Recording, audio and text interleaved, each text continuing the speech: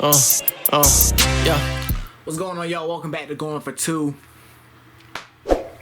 I'm not gonna sit here and lie to y'all and tell y'all I'm in a good mood recording this video, because I'm not. UGA, the game, I want to say it just finished. Notre Dame came away with a 23-10 win over the Dogs. And before I get into the game, I just want to speak from the heart. I still got my jersey on because I'm still with my boys. I ain't never gonna go nowhere. You know what I'm saying? We won 2 of the last 3 national championships. You can't win them all. You can't win every single season. But I just want to say, with Georgia, it was really a long shot. As soon as Carson Beck got rolled out, I think Georgia was given benefit of the doubt. That really, I would say, it really didn't belong there. Georgia, all year long, their offense has not been the strongest with starting quarterback Carson Beck. In the second half of the SEC championship, they weren't that spectacular to me. I think the defense played great and put the offense in position to score. And we saw on the first drive of this game. The Dogs got bailed out. I want to say they got bailed out by a penalty and kept the drive going and still didn't score. But at the same time, Georgia did not make the plays needed to win the game. On the flip side, Notre Dame did make the plays. I think about I want to say the second drive of the game, the Dogs are in the red zone, and Trevor Etienne gets hit on a third down, and he fumbles. And not just in plus territory, that's guaranteed points. You got Peyton Woodrick, who's gonna make the field goal, but you get hit, lose the ball, and boom. Now you get no points from there. Then on their next drive, they have a long deep pass to Arian Smith, who's racing down the field. Then you got Parker Jones, the practice squad guy. I don't know who he is. I don't know who Parker Jones is. Parker Jones on the field, he gets called for field interference, and that takes off 15 yards. That takes 15 yards off of a big play that moves them from the 10 to the 25. They end up having to settle for 3. Then at the end of the half, you have the fumble. It was 6-3. Notre Dame was up. You have the fumble. Kirby trying to play aggressive at the end of the half. You have a fumble, and that leads to a touchdown. 13-3 going into halftime. Then the first play of halftime, a kick return. 20-3 now. Notre Dame is up. And then Georgia fights back. They score, make it 20-10. Get a stop on 4th down. And then now it's your 4th down. And it's 4th and 2. You get a false start. 4th and 7. Then you have I want to say, was it offsides? Or delayed game from Notre Dame. Now you're back at 4th and 2, and you can't get that done. So now it's turnover on downs. And when Georgia needed to make plays, they just could not make plays. Even, not the very end of the game, but late in the 4th quarter, 8 or so minutes left. You have the fade route to Lawson Lucky that fell incomplete. I want to say he lost his footing. In real time, as with this G on my chest, I was screaming pass interference. But now that the game is over and the adrenaline of the game and the adrenaline of fanship is gone, I can say Lawson Lucky lost his footing, and that ball was really gonna be basically uncatchable with the circumstances that happened on that play. But then Georgia gets the stop, 4th and 1. Notre Dame, and I gotta give props to Marcus Freeman. After that Northern Illinois loss, this Notre Dame team has looked crazy. And big part of that has been the coaching of Marcus Freeman, first-year head coach for Notre Dame. They line up the punt unit, like they're getting up there for the punt. And then they sub the whole special teams off, bring back in the offense, and you got Riley Leonard, the quarterback, who had a really good game tonight. He's lined up in the backfield by himself. And, I know for me, I was like, okay, don't jump. They're not finna snap it. There was only like 4, 5, 6 seconds when they got on the field in the first place. Don't snap it. The hard count, offsides, and that extended the drive, because after that, they held the ball for another 5-17.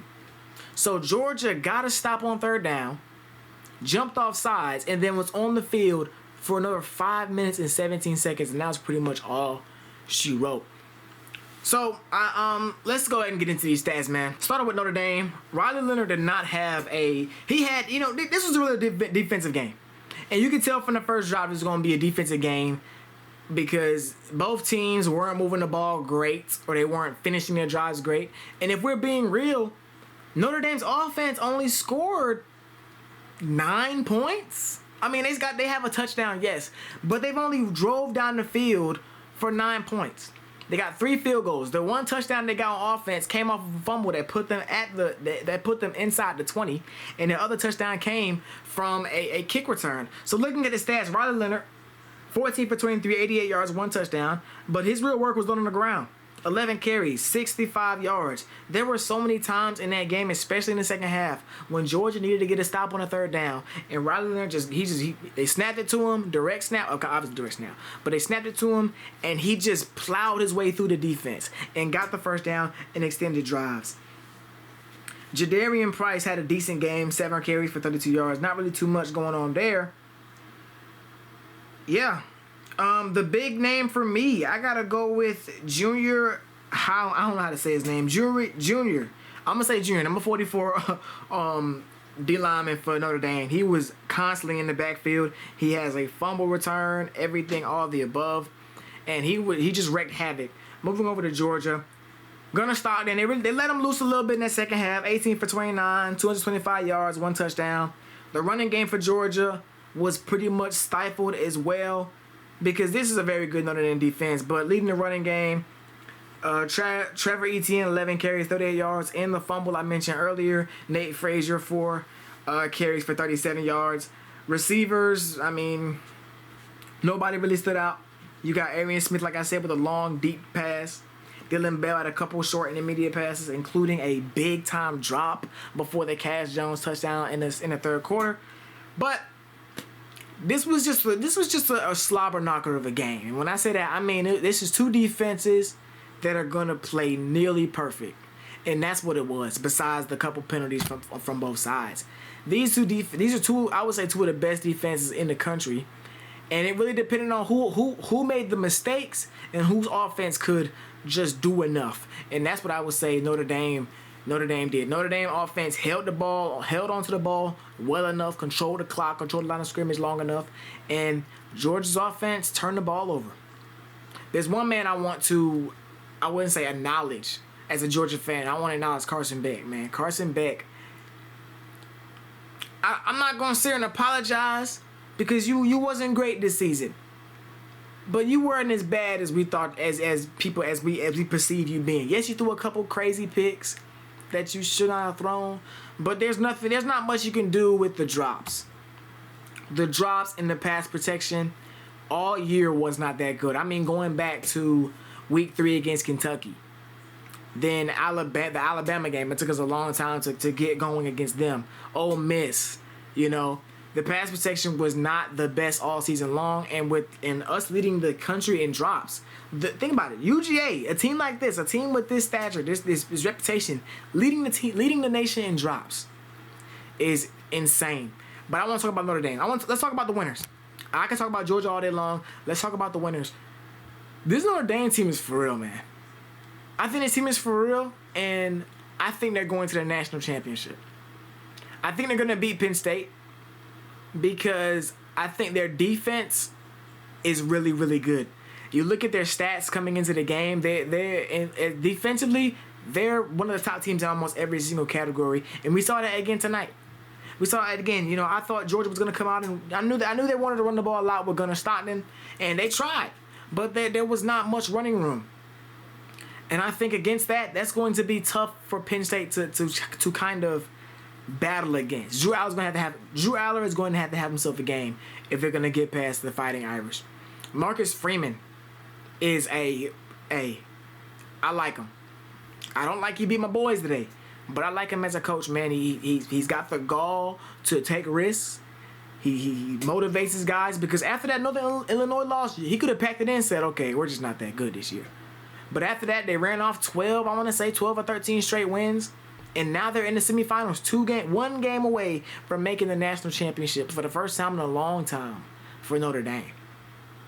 And that's big time. Notre Dame had a reputation of they can't win these big games. And as a Georgia fan, I came in here like, hey, we gonna blow these guys out. I thought we was gonna blow these guys out. And I'm here sitting in front of this camera saying I was wrong. But You know, you win some, you lose some. We're gonna be back here. I don't know my next video because we ain't got football. We ain't got college football till next week. But we have NFL this Sunday with some playoff scenarios. So we back on here. We back on here Sunday night, Monday morning ish, with some playoff talk, and you know we're gonna do a video on predictions for awards and all that. But I just want to come in here and show face. You know what I'm saying? I told you I was gonna be back for Georgia, and even though we lost, I told you I want to be consistent. I want to keep going. But till next time, make sure y'all like, comment, subscribe, share with y'all folks. Going for 2. This was video 2 of going for 2. But we out of here, man. Go Dogs. Yeah.